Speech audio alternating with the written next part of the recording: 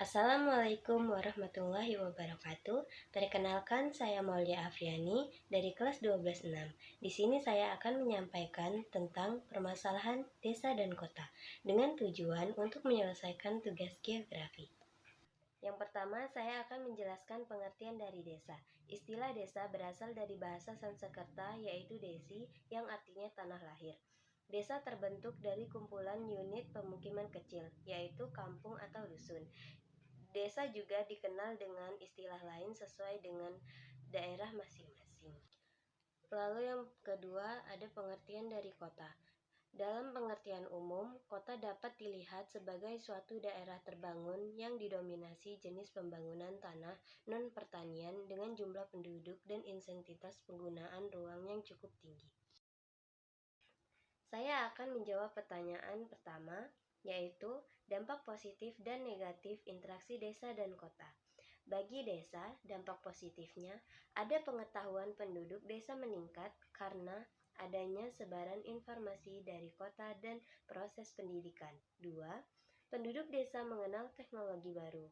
3. Hubungan antara desa dan kota makin terbuka. 4.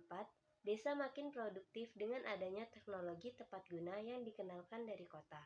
5. Usaha pelestarian lingkungan pedesaan makin meningkat. 6. Penetrasi budaya kota yang positif. Dan 7. Homogenitas kehidupan desa makin berkurang. Sementara itu, dampak negatif interaksi dan kota bagi desa, yang pertama ada terjadinya urbanisasi yang menyebabkan berkurangnya tenaga produktif di desa. 2. Terbuka kemungkinan pola hidup negatif yang terjadi di kota mempengaruhi pola hidup masyarakat desa yang tradisional. 3. Terbuka kemungkinan akan berkurangnya lahan pertanian, daerah resapan air, dan kawasan hijau lainnya. Selanjutnya, dampak positif dan negatif interaksi desa dan kota bagi kota. Dampak positifnya yang pertama, adanya tersedia tenaga kerja dari desa. Kedua, kebutuhan akan bahan mentah dan barang-barang hasil pertanian terpenuhi. Lalu dampak negatifnya, pertama, ada penduduk kota makin padat. 2. Meningkatkan angka pengangguran. 3. Meningkatkan angka kriminalitas. 4. Kota menjadi makin macet dan kotor. 5. Ketersediaan pemukiman yang sehat makin berkurang. 6. Berkembangnya pemukiman kumuh. 7.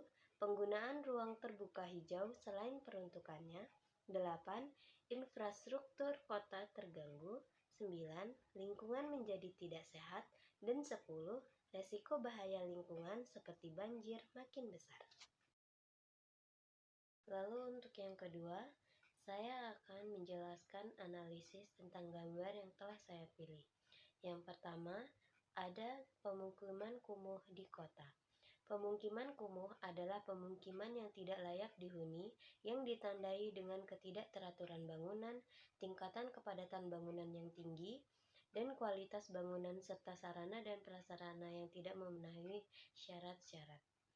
Faktor-faktornya ada karena ekonomi, sosial budaya, kepadatan penduduk, kualitas bangunan, ketersediaan lahan, sarana dan prasarana, dan aksesibilitas. Yang kedua, analisis saya yaitu tentang keterbatasan infrastruktur pendidikan di desa.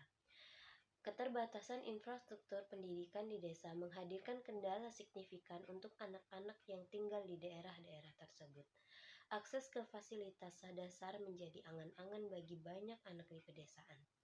Dampaknya dapat membuat lingkungan belajar tidak kondusif bagi anak-anak di desa tersebut.